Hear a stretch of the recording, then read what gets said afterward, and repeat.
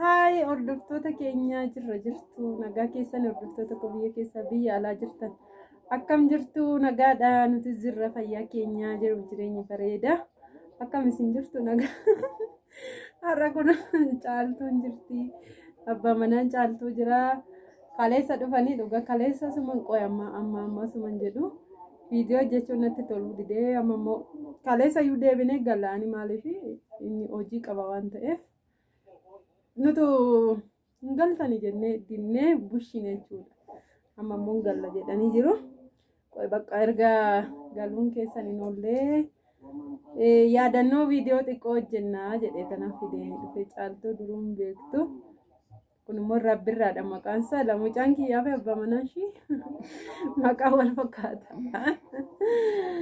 innaa kanan siniin jedha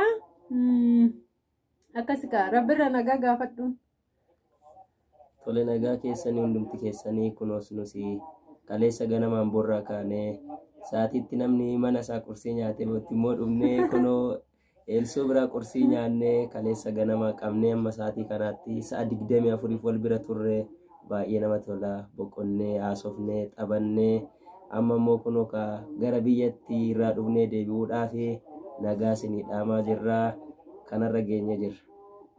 Nagaa gaafadhatus.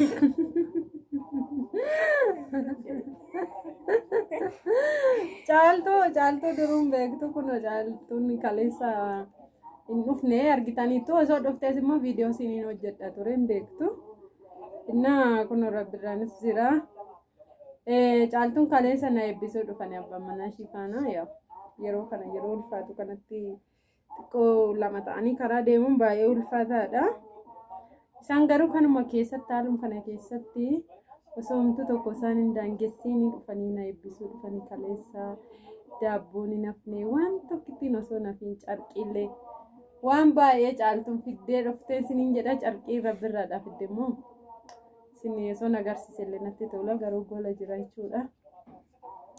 Innaa gumaata illee nyaannee kun akkasitti raafnee amma immoo buna dhugaa jirra isiniin jedha tasuma dhufanii garuu osoo dhuma nutti himne yaaduma tasuma dhufanii kuma baqqaan dhufu jennee nuti sitti yaanne garuu waan mana keessa jiru gaa qopheeffannee nyaannee dhugneen isiniin jedha akkasika kun caaltuun kaleessa na bira dhuftee na eebbisuuyyuu kanaafani isinitti himuu dhufeen isiniin jedhaan kun rabbirraanis akkuma argitanii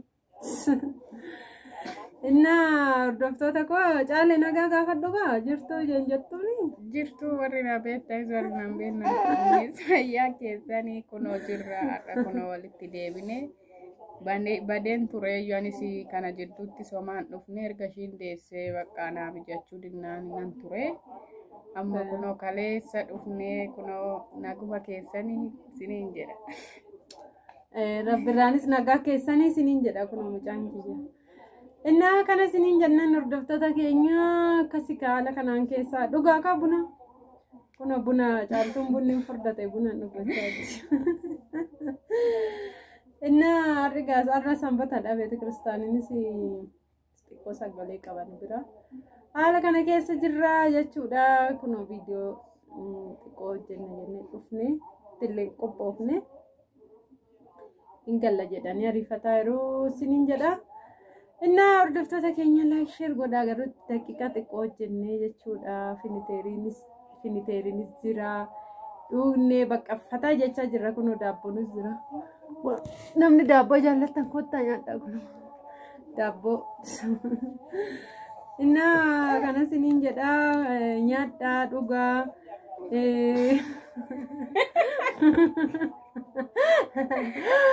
Bonjour. Argitanii ana qannaasisuudha wal gulfu jedha. Inna akkasigaa rabbirraa dhugi buna keessoon qorrin.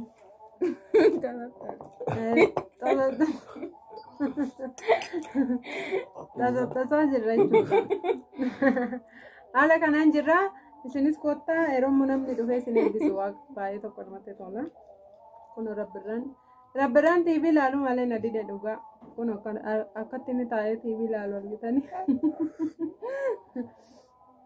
Inna waa'ee nyaata rabbirraa amma sinittan himaa.